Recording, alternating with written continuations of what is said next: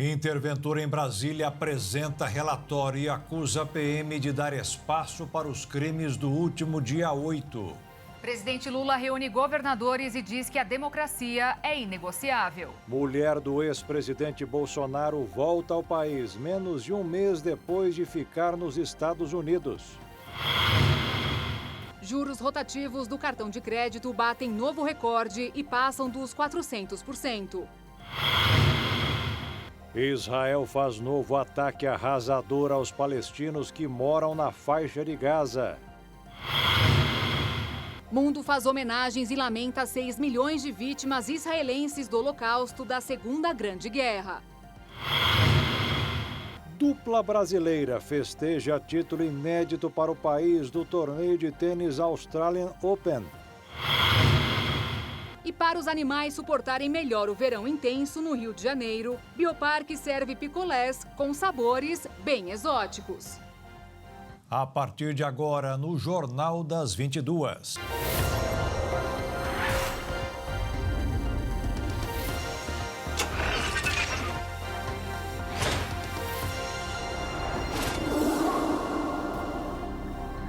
Olá, boa noite. Boa noite. O ex-secretário de Segurança Pública do Distrito Federal, Anderson Torres, sabia que os manifestantes iriam promover um quebra-quebra nos principais prédios dos três poderes em Brasília. E mais, nem a Polícia Militar ou os responsáveis pelo quartel-general do Exército tentaram evitar os tumultos. São conclusões apresentadas hoje pelo interventor Ricardo Capelli. Ricardo Capelli foi enfático. Faltou o planejamento adequado da Secretaria de Segurança Pública do Distrito Federal no dia 8 de janeiro. As palavras do interventor montaram uma mini-cidade golpista e não houve plano operacional e nem ordem de serviço, apesar de o então secretário de Segurança, Anderson Torres, ter aprovado dias antes um plano de ações integradas. Houve um plano de ações integradas, que é a praxe da Secretaria, no que diz respeito a eventos onde você organiza e estabelece diretrizes para o dia. O plano de ações integradas houve e foi, inclusive, aprovado pelo então secretário, isso também está documentado em anexos. No evento do dia 8, isso não aconteceu. Não há plano operacional e nem há ordem de serviço. No relatório encaminhado ao Supremo Tribunal Federal, foram anexados vídeos da Secretaria de Segurança, que, segundo Capelli, mostram que no dia dos fatos não tinha metade dos 555 homens que foram mobilizados para a área central e a esplanada dos ministérios. Que existiam 555 homens mobilizados naquele dia para a área central e esplanada, numa rotina ordinária da Polícia Militar. A gente também vai disponibilizar no anexo um vídeo com as câmeras da Secretaria de Segurança, onde os senhores vão poder visualmente constatar no vídeo que nós não tínhamos metade disso na esplanada. A impressão que dá no vídeo é que nós não tínhamos 150 homens na esplanada naquele dia. O interventor ressaltou ainda que o então comandante-geral da Polícia Militar do Distrito Federal, o coronel Fábio Augusto Vieira, preso após os atos, não teve as ordens atendidas pela tropa e que a intenção de invasão aos prédios públicos já era de conhecimento de Anderson Torres. Houve informação sobre o que aconteceria no dia 8. Há um relatório da Secretaria de Segurança Pública, do dia 6, onde, no relatório, está escrito textualmente, esse relatório foi entregue no gabinete do secretário de Segurança Pública do Distrito Federal, ainda no próprio dia 6, o senhor Anderson Torres, então secretário, informando nesse relatório da inteligência, o relatório vai estar disponível também como anexo na internet, onde dizia que a tomada do poder, ou a manifestação que era convocada como tomada do poder, previa, inclusive existia ameaça concreta de invasão aos prédios públicos. A intervenção federal na segurança pública do DF começou na noite de 8 de janeiro, logo após a invasão e depredação das sedes dos 3 poderes da República, e encerra na próxima terça-feira, dia 31. A partir de então, o delegado da Polícia Federal, Sandro Avilar, assume a Secretaria de Segurança Pública. Capelli, por sua vez, volta à Secretaria Executiva do Ministério da Justiça. Já o relatório será analisado pelo ministro Alexandre de Moraes, relator dos inquéritos que apuram os fatos na Corte.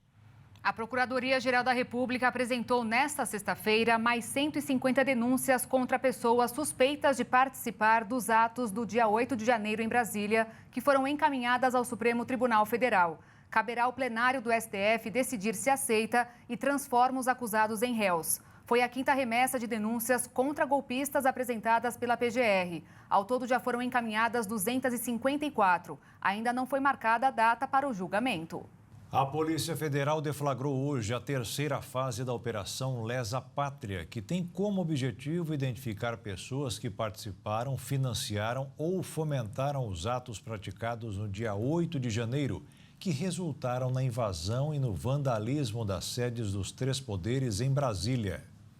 Segundo os investigadores, 11 mandados de prisão preventiva e 27 mandados de busca e apreensão foram cumpridos no Rio de Janeiro, Minas Gerais, Paraná, Santa Catarina, Espírito Santo e no Distrito Federal. Os mandados foram expedidos pelo Supremo Tribunal Federal em resposta às ações que promoveram violência e dano generalizado contra os imóveis, móveis e objetos no Palácio do Planalto, no Congresso Nacional e no STF. De acordo com a Polícia Federal, os fatos investigados constituem, em tese, os crimes de abolição violenta do Estado Democrático de Direito, golpe de Estado, dano qualificado, associação criminosa, incitação ao crime, destruição e deterioração ou inutilização de bem especialmente protegido.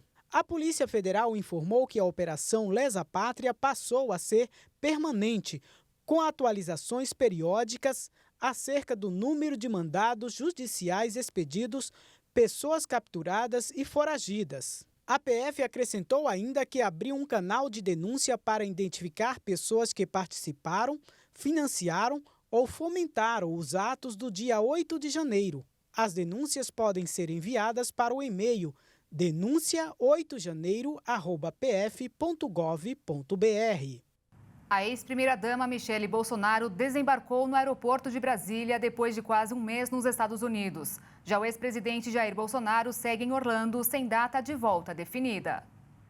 Discreta, usando máscara, boné e um casaco claro, ela chegou acompanhada de 2 jovens, um rapaz e uma menina. Michele Bolsonaro saiu da área de desembarque empurrando um carrinho com bagagem e não deu nenhuma declaração para a imprensa. Apenas alguns amigos estavam cientes que ela chegaria na noite desta quinta-feira. O principal motivo de sua volta repentina são a volta às aulas de sua filha. Michele deve passar os próximos dias nas casas de familiares no Distrito Federal. Já o ex-presidente Jair Messias Bolsonaro segue em solo americano desde o dia 30 de dezembro. Seu retorno ao Brasil ainda não tem data definida, mas não deve demorar muito por 2 motivos. O primeiro deles é que o seu visto de permanência está próximo de expirar, e também devido aos cuidados com sua saúde. Nesta semana, Antônio Luiz Macedo, médico do ex-presidente, contou que Bolsonaro pode passar por uma nova cirurgia, mas nos Estados Unidos seria inviável pelo alto custo, já que o país não possui sistema de saúde pública universal. Em entrevista à CNN, o presidente do PL, Valdemar Costa Neto, disse hoje que Michele Bolsonaro poderá ser uma opção ao partido se Jair Bolsonaro não for candidato à presidência na próxima eleição em 2026. 6 pessoas foram presas durante uma operação da Polícia Civil para coibir o furto de fios de cobre em Campo Grande, capital de Mato Grosso do Sul. 30 viaturas saíram cedinho para percorrer várias regiões da capital. 120 policiais vasculharam lojas de compra e venda de sucatas. O objetivo é combater um crime cada vez mais comum, o furto de fios de cobre. Os criminosos furtam de residência, furtam dos bens públicos. Em meio a tudo isso, a gente também está combatendo a receptação, o furto de veículos, como nós já temos informação, prisão de pessoas que estavam com mandado de prisão, auto-prisões em flagrante, ou seja, uma grande operação que vai surtir um grande resultado. A operação foi batizada de Vastum, que em latim significa cobre ou sucata. Até agora, 600 quilos de cobre foram apreendidos e 6 pessoas foram presas. Essas pessoas podem responder por crime de receptação culposa até uma receptação qualificada e a pena pode variar de 1 a 8 anos. O seu Mário foi uma das vítimas do furto de fios. Chegou a ficar sem energia elétrica por alguns dias na casa dele no bairro Copa Sul. Se estão roubando é porque tem receptor, né? Eu acho que a primeira coisa que deveria ser identificada quem são esses receptores. O poder público também paga o pato. No final do ano passado, centenas de metros de fios foram furtados de semáforos na região dos bairros Paraty, Jockey Club e Progresso. Já chumbamos com concreto as caixas naquela tubulação que era enterrada. Boa parte das enterradas nós subimos, fizemos aéreas para ficar mais difícil, colocamos concertinas nas colunas do semáforo para não deixar a pessoa escalar a coluna do semáforo e cortar. A gente fez uma série de coisas aí para tentar diminuir esse furto. No ano passado, a polícia da capital registrou 122 boletins de furtos de fios. Mas a polícia sabe que em outras centenas de casos não foram feitos boletins de ocorrência. Quando você, por exemplo, fica sem uma semaforização, como que você dimensiona se acontece um acidente por conta disso, com uma vítima fatal? Um bairro todo sem iluminação, as pessoas sem internet, Então, quer dizer, fica difícil você dimensionar, colocar um valor nisso. E veja a seguir, presidente Lula reúne governadores e diz que a democracia é inegociável. E ainda, juros rotativos do cartão de crédito batem novo recorde e passam dos 400%.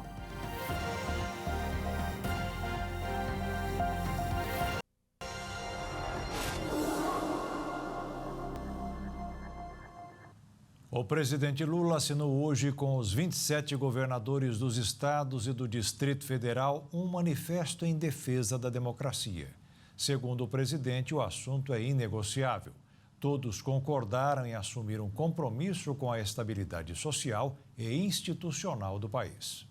O encontro que ocorreu no Palácio do Planalto contou com a presença dos 27 governadores, do vice-presidente da República, Geraldo Alckmin, e também dos ministros do governo federal. Lula voltou a adotar um discurso de pacificação e ressaltou, junto aos governadores, a necessidade da reunificação dos poderes. Em uma crítica velada ao ex-presidente Jair Bolsonaro, Lula disse que chegou ao fim o tempo de disseminação de ódio aqui no país e também lembrou que também é necessário chegar ao fim a judicialização de processos, ou seja, de decisões lá do Congresso Nacional e, com isso, com alguns que discordam, acabam acionando o Supremo Tribunal Federal. Por fim, também lembrou, junto aos governadores, da necessidade de uma ampla reforma tributária que passa lá pelo Congresso Nacional. E, por isso, Lula entende essa necessidade, então, de reforçar o diálogo junto aos governadores. E, por fim, diz que está aberto para receber, seja governadores da base ou até mesmo aqueles que não são da base, que até então apoiavam o ex-presidente Jair Bolsonaro. Diz que apenas, então, não vai receber aqueles que não desejarem ele dentro dos seus gabinetes. De Brasília, Ângelo Nascimento. Outro assunto muito discutido na reunião de hoje foi a compensação que os governadores querem pela redução do ICMS do ano passado. O ex-presidente, então candidato à reeleição, Jair Bolsonaro, limitou a cobrança do imposto estadual sobre combustíveis, energia elétrica, transportes e telecomunicações, a fim de conter a inflação. A medida baixou os preços, sobretudo dos combustíveis, mas reduziu a arrecadação dos estados. Lula prometeu estudar o assunto, que, segundo estudos feitos, poderá custar até 37 bilhões de reais aos cofres públicos. Uma alternativa seria devolver o dinheiro aos poucos no período de um ano.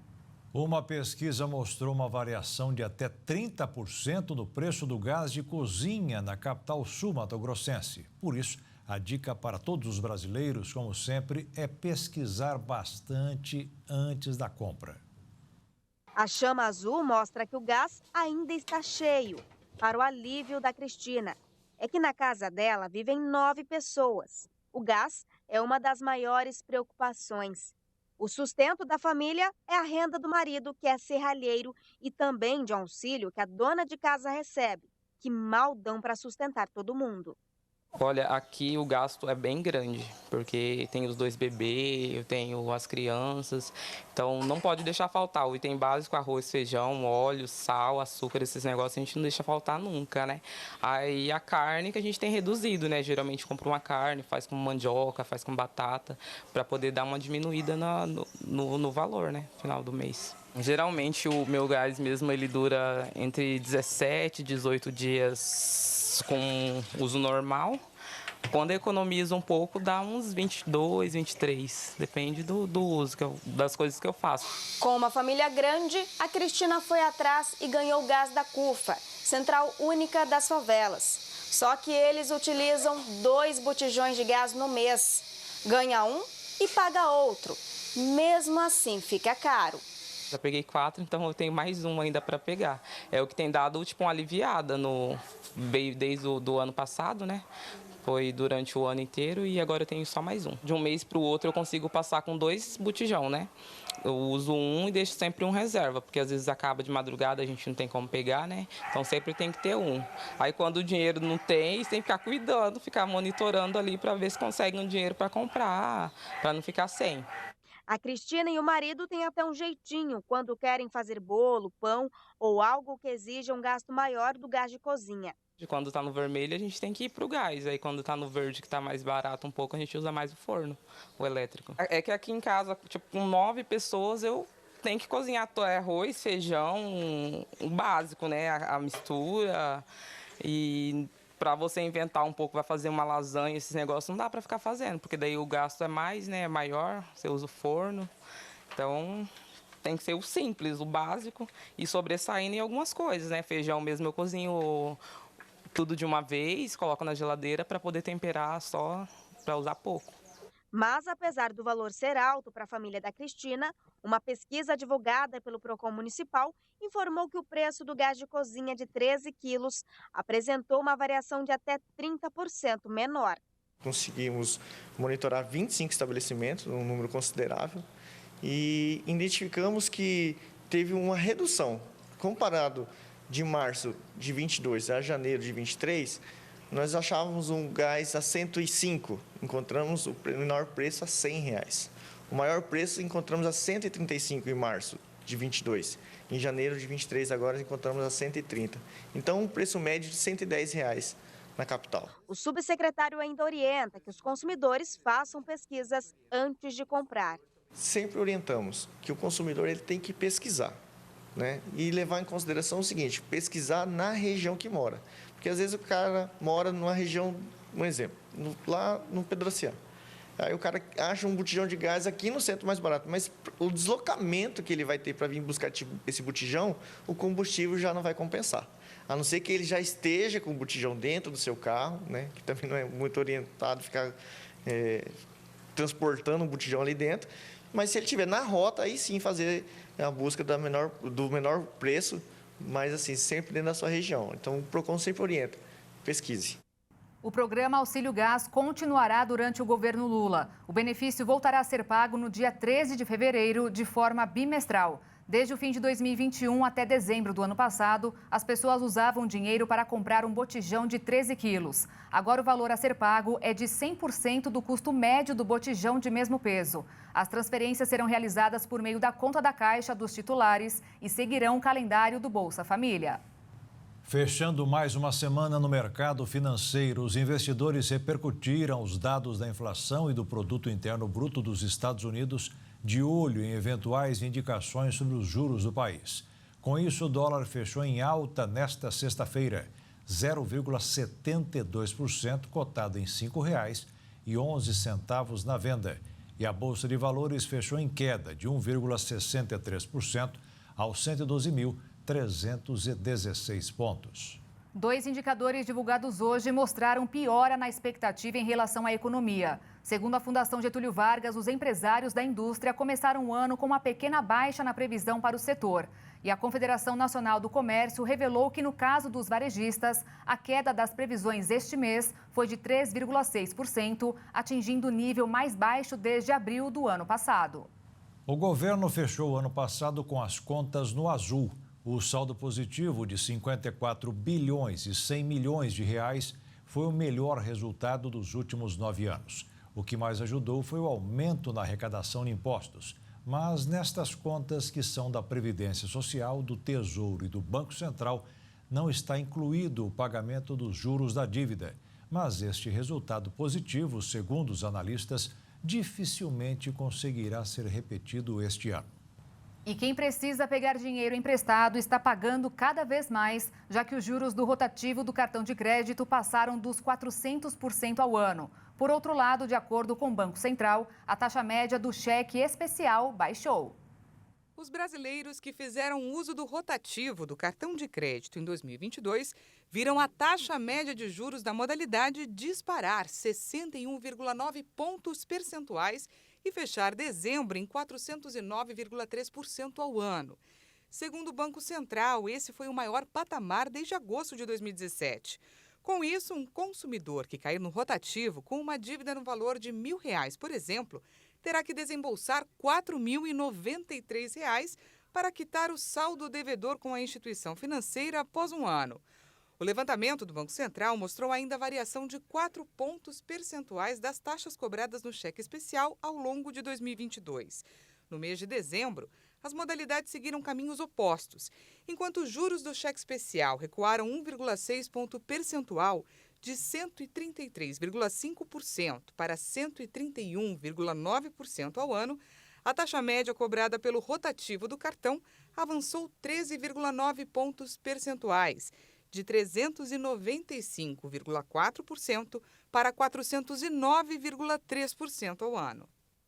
Por falar em cheque, aí está uma forma de pagamento cada vez menos utilizada pela sociedade. Mas, apesar do recuo, a modalidade ainda movimenta muito dinheiro.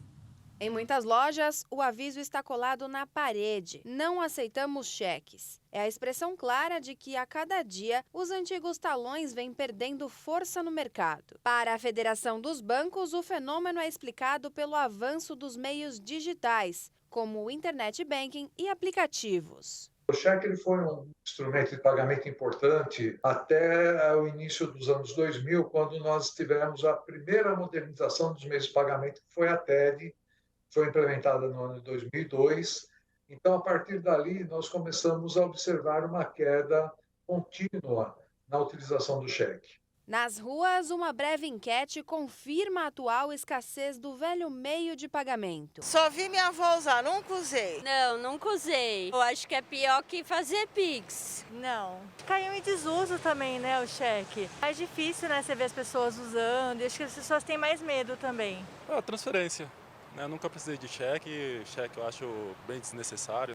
As novas gerações possivelmente nunca usarão uma folha de cheque, mas ainda tem quem use. O que nós observamos é que os usuários normais de cheque são pessoas acima de 35 ou 40 anos. São brasileiros que contribuem para números bastante significativos. Só no ano passado foram milhões de folhas no país, segundo dados do COMP, o Serviço de Compensação Bancária.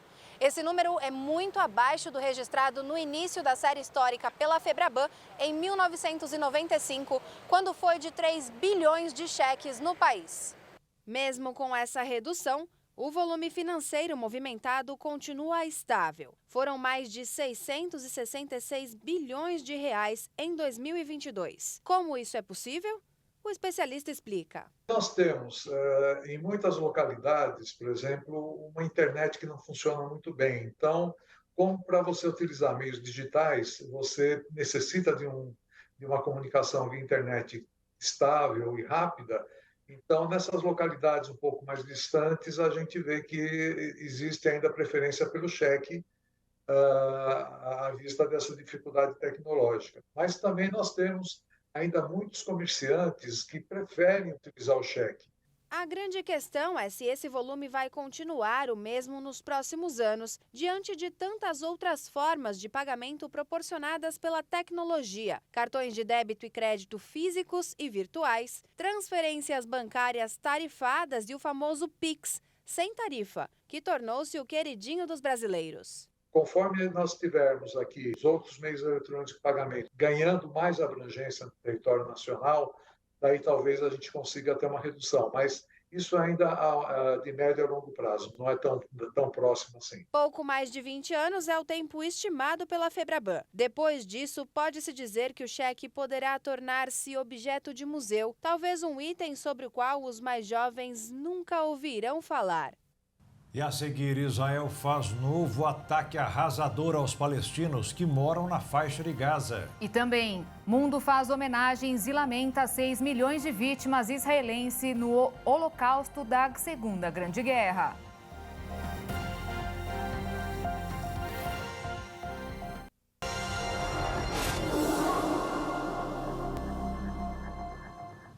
Seis milhões de doses de vacinas contra a Covid-19 já foram aplicadas em Mato Grosso do Sul nos últimos 2 anos. Com 6 milhões de doses aplicadas, Mato Grosso do Sul completou 2 anos de vacinação contra a Covid-19. Na época, um momento bastante aguardado pelos sul-mato-grossenses que ansiavam por uma resposta que pudesse controlar o vírus e pôr fim ao isolamento social. No dia 18 de janeiro de 2021, o primeiro avião da Força Aérea Brasileira pousava em Mato Grosso do Sul, trazendo 158 mil doses da Coronavac para imunizar o grupo prioritário. A dona Domingas da Silva, de 92 anos, foi uma das primeiras a receber o imunizante. Eu fui a primeira vovozinha que tomou a vacina do Covid. Então é isso, meus filhinhos, que vovó está bem feliz, não sinto nada mesmo. Então assim vai ser, vocês têm que tomar a vacina, que vocês não tomaram. Não precisa ter medo, não dói nada. Ao início foram contemplados idosos de 80 a mais, visto que o quantitativo era mínimo, né? Nós tínhamos aí uma escassez do imunizante a nível nacional. Então, como preconizado, o Ministério iniciou por essa faixa etária que é um grupo vulnerável, né, que tem uma vulnerabilidade. Nós recebemos as vacinas e logo de imediato nós já tínhamos, né, um plano de logística, onde as primeiras doses aí foram entregues pela Polícia Civil, Polícia Militar, Polícia Florestal, que nos ajudaram aí nesse processo. Como eram vacinas escassas, né, produto escasso, nós tínhamos muito medo até de furto. Então, por um período, nós fizemos a entrega aos 79 municípios, né, com a ajuda aí da área militar, né, dos colegas militares. Desde o início da vacinação, a Secretaria Estadual de Saúde realizou inúmeras campanhas de conscientização a fim de auxiliar os 79 municípios nas estratégias de imunização. A recomendação agora é para que a população complete o esquema vacinal. Hoje, a nossa dificuldade realmente está em fazer com que a população receba as doses de reforço, né, que são tão importantes para a manutenção aí e contenção, né, diminuição da circulação desse vírus no estado. E também sobre as fake news, sobre as várias divulgações, né, de forma errônea, errada, que foram feitas a respeito das vacinas, dos imunizantes.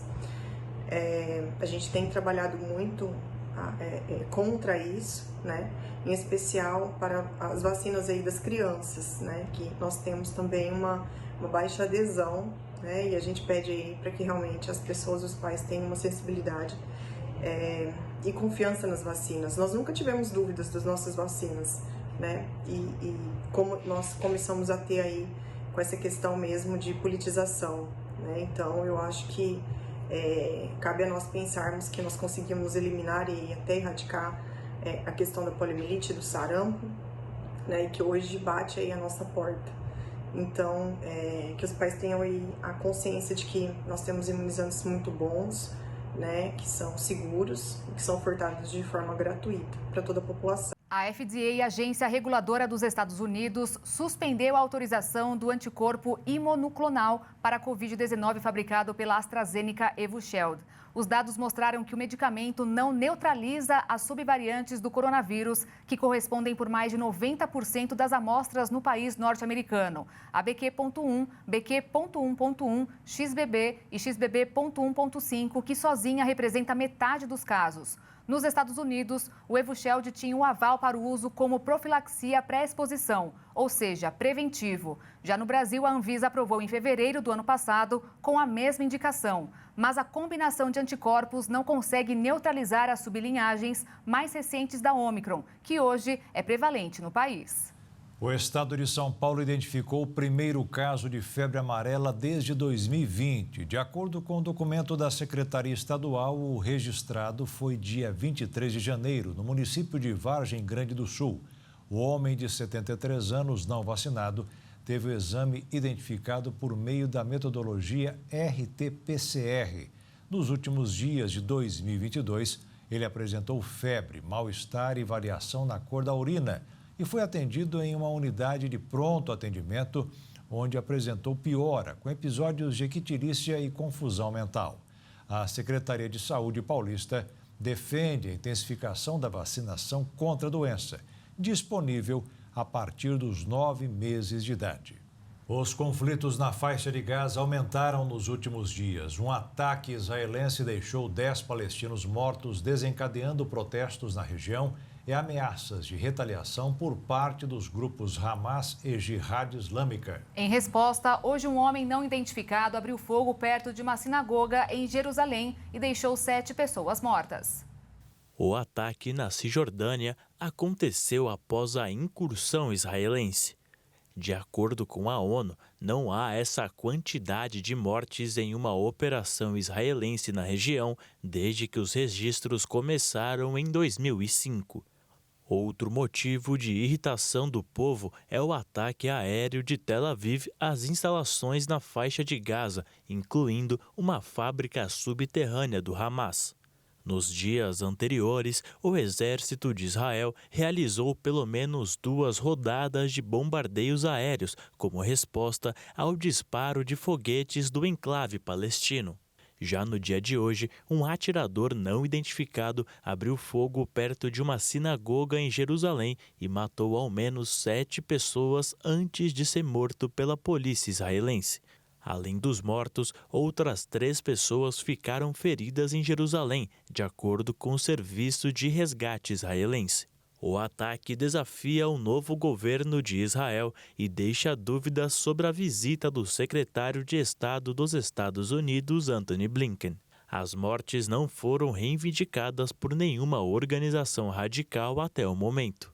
Desde o início do ano, cerca de 30 palestinos, civis ou membros de grupos armados morreram em incidentes de violência envolvendo as forças de segurança e também cidadãos civis de Israel. O exército israelense, que ocupa a Cisjordânia desde 1967, realiza operações quase diárias nesse território palestino, principalmente no norte, nos setores de Jenin e Nablus, redutos de grupos armados palestinos. Um porta-voz militar israelense disse que o exército realizou uma operação antiterrorista contra a organização armada Jihad Islâmica, envolvida em vários ataques contra Israel.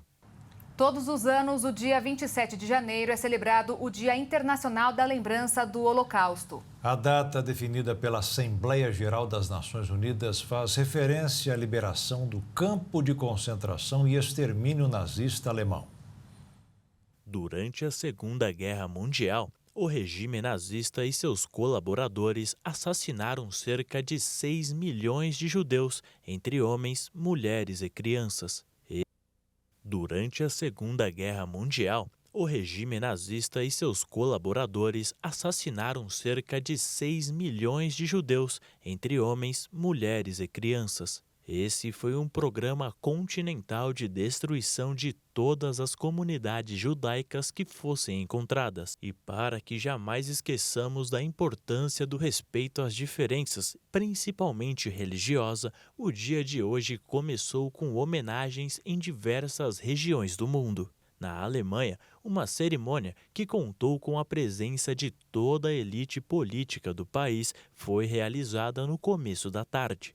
A presidente do parlamento, Barbel Bas, reforçou em seu discurso o aumento dos ataques antissemitas na Alemanha e que isso é uma vergonha para o país. Uma sobrevivente do Holocausto, Rosette Katz, de 80 anos, também discursou no parlamento. Ela lembrou como, aos 6 anos de idade, soube por seu pai adotivo que seus pais verdadeiros foram mortos pelos nazistas no campo de concentração de Auschwitz e que ela só havia conseguido escapar por ter sido acolhida por uma família holandesa e mudado de nome. A data também foi lembrada durante uma reunião especial da ONU. O secretário-geral das Nações Unidas, Antônio Guterres, expressou a sua profunda gratidão aos sobreviventes, acrescentando que sua coragem, resiliência e resistência continuam a inspirar o mundo. Na Polônia, o local da concentração não ficaria de fora das homenagens. O Museu e Memorial Auschwitz-Birkenau preserva o campo de extermínio de Auschwitz instalado em solo polonês pela Alemanha. Ali, mais de 1 milhão de pessoas, a maioria judeus, morreram em câmaras de gás no campo ou de fome, frio e doenças. O diretor do memorial comparou as mortes de inocentes na Ucrânia ao sofrimento causado pela Segunda Guerra Mundial. O campo foi libertado pelo Exército Vermelho Soviético em 1945 e, por isso, tem a sua importância na história.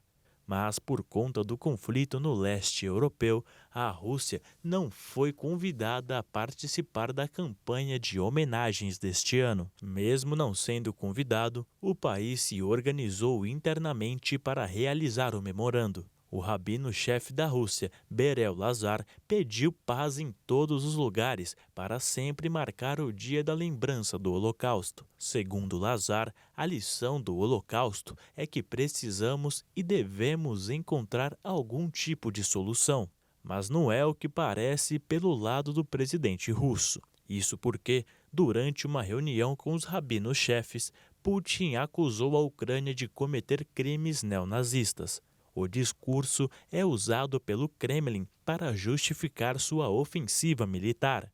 Por outro lado, o presidente da Ucrânia, Volodymyr Zelensky, participou de uma cerimônia para lembrar as vítimas do Holocausto em Kiev. Em suas falas, ele disse que hoje enfatizam o discurso de dizer nunca mais ao ódio, nunca mais às diferenças. O discurso do presidente ucraniano preza principalmente pelo respeito às pessoas. E o Brasil também não ficou de fora das homenagens. Hoje, o curador do Museu do Holocausto e pesquisador da perseguição aos judeus, Márcio Pitliuk, agradeceu aos paulistanos pelo acolhimento durante a Segunda Guerra Mundial. O bairro escolhido foi o do Bom Retiro, e lá, até hoje, é um ponto de cultura e tradição judaica.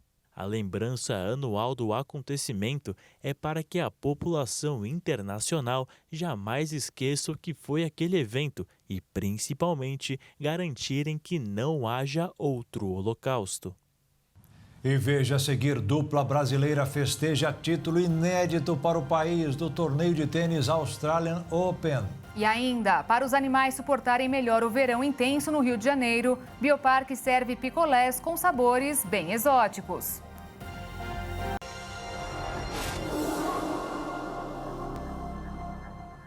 A FUVEST divulgou hoje a lista de aprovados na primeira chamada do vestibular 2023 e o gabarito oficial das provas da segunda fase. Os candidatos que estiverem na relação de convocados poderão realizar o processo de matrícula virtual na USP a partir do dia 31 de janeiro. E no dia 30, segunda-feira, os candidatos poderão ter acesso às suas redações e conferir seus desempenhos na área do candidato no site da Fundação app.fuvest.br/login. E a lista de convocados para a segunda chamada será divulgada no dia 10 de fevereiro.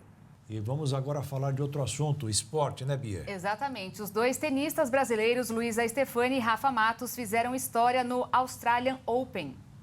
Eles deram um show e conquistaram o primeiro título de uma dupla totalmente brasileira em um Grand Slam.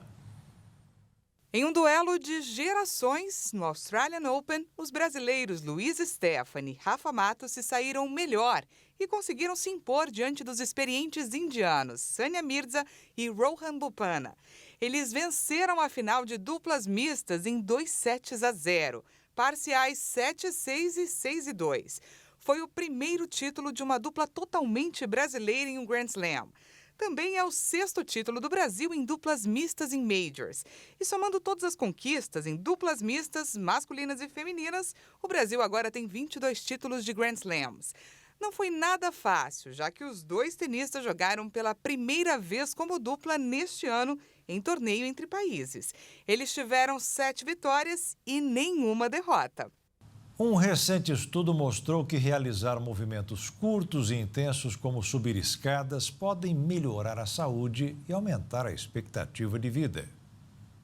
Para chegar a essa conclusão, os pesquisadores britânicos usaram dados de rastreadores fitness, coletados por um grande banco de dados médicos, de mais de 25 mil indivíduos que não se exercitavam regularmente, com idade média em torno de 60 anos, e os acompanharam ao longo de quase 7 anos. Os dados mostraram que aqueles que praticavam exercícios de 1 ou 2 minutos aproximadamente 3 vezes ao dia, como uma caminhada rápida enquanto se deslocava para o trabalho, ou subir escadas rapidamente, mostraram uma redução de quase 50% no risco de mortalidade cardiovascular e aproximadamente 40% de morrer de câncer, em comparação com aqueles que não tinham momentos de condicionamento físico vigoroso. As recentes descobertas completam e justificam estudos anteriores. Em 2020, uma pesquisa mostrou que corridas de intensidade de 4 minutos aumentam a expectativa de vida da pessoa. Já um outro estudo de 2019 descobriu que subir escadas durante 20 segundos várias vezes ao dia melhora o condicionamento aeróbico. Além disso, pesquisadores ainda descobriram que repetir apenas intervalos de 4 segundos de atividade intensa pode aumentar a força ou neutralizar o custo metabólico de ficar sentado por longos períodos de tempo. A principal diferença dessa recente descoberta foi mostrar que a pessoa não precisa se esforçar para identificar esses pequenos picos de atividade. Movimentos cotidianos e intensificados podem ser suficientes. E como eles coletaram dados de rastreadores que os participantes usaram nos pulsos, em vez dos questionários em que se baseiam em alguns estudos de exercício, os pesquisadores puderam analisar o impacto de movimentos mínimos. Optar por elevador ao invés de escada e breves caminhadas leves em subidas são algumas dicas para aumentar a qualidade de vida e se exercitar. Uma mulher norte-americana entrou para o livro dos recordes essa semana como a pessoa mais velha do mundo. Aos 115 anos, Maria Brenias Morena esbanja tranquilidade e alegria. Ela nasceu em março de 1907 em São Francisco, na Califórnia, e se mudou para o país de origem de seu país, a Espanha, de seus pais, perdão. Em todos esses anos de vida, Maria viu de tudo um pouco, como a Guerra Civil Espanhola, a Segunda Guerra Mundial e diversos outros capítulos marcantes da história. Ela também enfrentou e sobreviveu a pandemias globais, como a gripe espanhola em 1918 e a pandemia de Covid-19. Prestes a completar 116 anos, Maria é super antenada e ativa nas redes sociais, colecionando milhares de seguidores. Ela atribui a sua longevidade à sua boa relação com a família, amigos, ao contato com a natureza e à estabilidade emocional, além dos tradicionais cuidados com a alimentação e a prática de atividades físicas. E vamos com notícias do Rio de Janeiro. O Bioparque do Rio teve uma ideia para refrescar os animais durante o calor carioca, que tem chamado bastante a atenção dos visitantes. Os moradores do parque estão tomando picolés com sabores pra lá de exóticos. O leão, por exemplo, se delicia com picolé de sangue. O leão Simba, símbolo do local, muda até o semblante quando recebe o picolé. Junto com ele, a onça-pintada Poti, as lontras Eduardo e Mônica e os lobos-guará Luiz e Lobato também aproveitam a novidade para dar um alívio em meio às altas temperaturas do verão carioca. Feitos em diversos formatos e colocados dentro de recintos em locais fáceis de achar pelos animais. Para os carnívoros, o sabor do picolé é de sangue bovino misturado com água. Já os que comem apenas plantas ganham os de frutas. Os onívoros, que se alimentam tanto de outros animais quanto de plantas, são os mais privilegiados e possuem as duas opções do menu da estação. O uso de alimentos como esse é muito comum para tutores de pets. Além de causar uma sensação de refrescância, a prática ajuda a aumentar a sensação de bem-estar e estimula os sentidos para a alegria dos habitantes do bioparque. E o Jornal das 22 termina aqui. Obrigada pela sua companhia, um ótimo fim de noite e fim de semana para você. Se cuida e até segunda. Uma boa noite, fique na paz. Tchau.